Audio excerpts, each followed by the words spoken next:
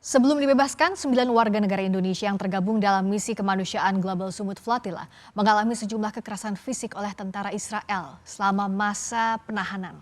Aksi kekerasan itu bahkan sempat terekam dalam video amatir. Saat ini saya masih bersama relawan kemanusiaan Gaza As'ad Aras serta Dewan Pengarah Global Peace Convoy Indonesia Jajang Nurjaman. Saya lanjutkan lagi ke Mas As'ad. Sekali lagi mohon maaf karena pasti Mas As'ad harus mengingat bagaimana saat itu terjadi penyiksaan. Setelah dibawa ke kapal militer, apa yang dilakukan selanjutnya?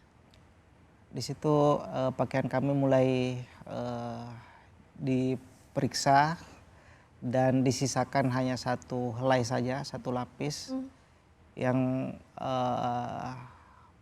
membuat kami marah dengan perempuan yang pakaiannya tertutup ya dari negara-negara Arab, ada juga dari Turki yang berpakaian syar'i gitu kan, itu terpaksa dilepas oleh mereka, dipaksa, dan hanya disisakan celana panjang yang tadinya memakai gamis, hanya menyisakan celana panjang, kaos dalam, dan tinggal ciputnya saja yang tersisa untuk menutupi rambutnya. Dan kami yang laki-laki itu sudah memakai jaket sebenarnya, kemudian didobel lagi dengan kemeja untuk mengantisipasi kedinginan, karena memang pengalaman sebelumnya sangat dingin di atas kapal itu di malam hari.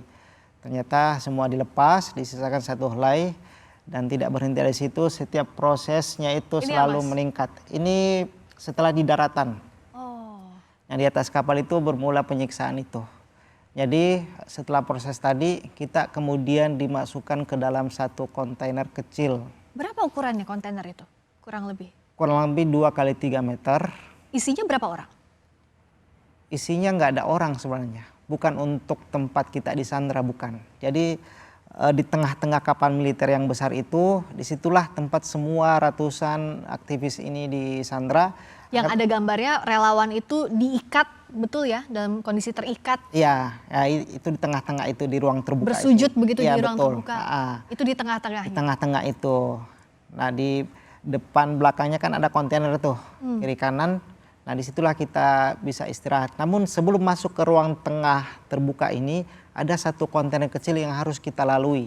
Satu persatu masuk ke situ, dan disitulah kita mulai disiksa. Saya bersyukur karena tidak terlalu mengalami luka parah, hanya rahang pada saat itu, sehingga tidak bisa membuka mulut dan tidak bisa makan. Kemudian ditendang, setelah terjatuh diinjak-injak, dan setiap relawan pasti mendapatkan kekerasan itu dengan luka-luka yang berbeda. Mohon maaf, itu paling ringan Mas As'ad yang dirasakan dibandingkan teman-teman yang lainnya? Iya, menurut saya ini paling ringan. Karena rekan kami yang dari Indonesia ada yang disetrum 2 kali badannya, termasuk senior kita yang bergabung, Om Heru, itu yang sampai hari ini masih perawatan karena beliau memiliki penyakit batu empedu yang pada saat disiksa itu diinjak-injak, ditendang oleh penjajah sehingga tidak bisa buang air kecil, dan sampai saat ini masih menjalani perawatan seperti itu. Pada saat melakukan penyiksaan, apa alasan mereka? Karena apakah diinterogasi terlebih dahulu atau langsung saja serta-merta? Langsung saja, tidak ada interogasi terlebih dahulu, langsung. Dan kami meyakini bahwa kini telah dimulai, gitu kan? Proses ini telah dimulai dengan adanya penyiksaan awal. Jadi setelah kami disiksa kemudian dikeluarkan, pada saat itu saya mengira teman-teman kami yang sudah diculik lebih dulu sudah dibebaskan. Tapi ternyata setelah kami dikeluarkan dari ruang penyiksaan itu, saya melihat masih ada ratusan teman-teman kita lainnya yang sudah menunggu di ruang terbuka itu, dan di situ saya merasa bahagia. Alhamdulillah teman-teman saya masih pada di sini, dan saya disambut dengan pelukan, dengan saling dikuatkan, kamu yang luka yang mana nggak apa-apa, semua kita merasakan yang sama di sini, seperti itu.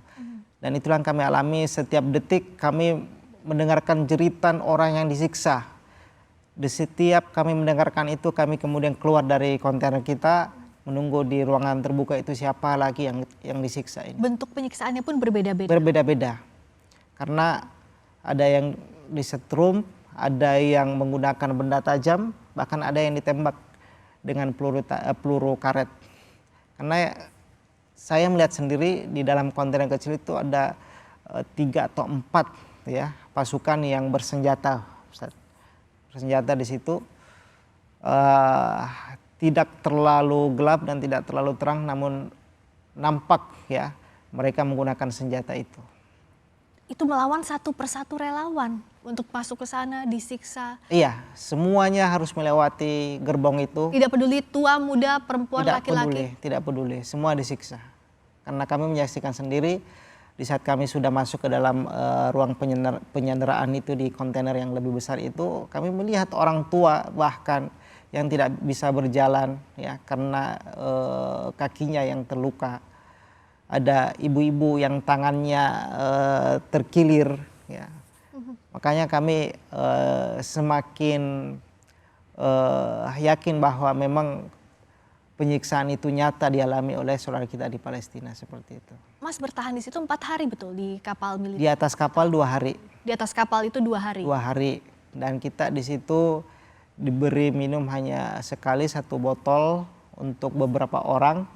Dan ada roti yang tidak layak makan buat kami karena sangat keras. Jadi kita jadikan bantal saja untuk kita istirahat. Namun kita tidak bisa dibikin untuk tidur. Selama 2 hari itu apakah nonstop penyiksaan berlangsung dialami atau seperti apa Mas yang dialami? Nonstop, karena istirahat disiksa lagi, istirahat siksa iya, lagi. Begitu. Mereka tidak membiarkan kita istirahat. Karena di saat kita akan istirahat, mereka kembali menimbaki ruang terbuka atau membunyikan kontainer itu dengan besi sehingga sangat terngiang-ngiang di telinga kita, atau mereka meneror dengan lampu sorot. Ya, lampu sorot itu sehingga kita tidak bisa tidur. Seperti itu. Bagaimana Mas As'ad dan kawan-kawan bertahan dalam kondisi itu? Kan pada saat itu Mas As'ad nggak tahu akan dibawa berapa lama di dalam kapal, akan disiksa berapa lama di sana. Iya, jadi ini mungkin hasil dari pelatihan yang kita dapatkan sebelumnya, bagaimana menyiapkan mental, ya. Ini sudah terprediksi akan sudah terprediksi akan terjadi seperti itu. Bahkan ternyata yang kita dapatkan lebih parah dari yang kita prediksi sebelumnya. Karena memang sudah ada ancaman dari mereka, jika kalian tetap berlayar maka kekerasannya akan lebih meningkat dibanding yang sebelumnya. Nah, di atas kapal itu kami, dari video yang beredar itu, disitulah kami bersujud hampir 2 jam. Yang membuat kami sangat marah adalah kami bersujud dalam keadaan tangan diikat dan diperdengarkan lagu, entah itu lagu apa, yang pastinya lagu kebangsaan Israel yang terus diulang-ulang. Terus diulang-ulang. Dan ada beberapa yang pingsan pada saat itu karena panas ya, siang hari, dalam keadaan kita bersujud, tangan diikat, dan sama sekali kami hanya berharap pada saat itu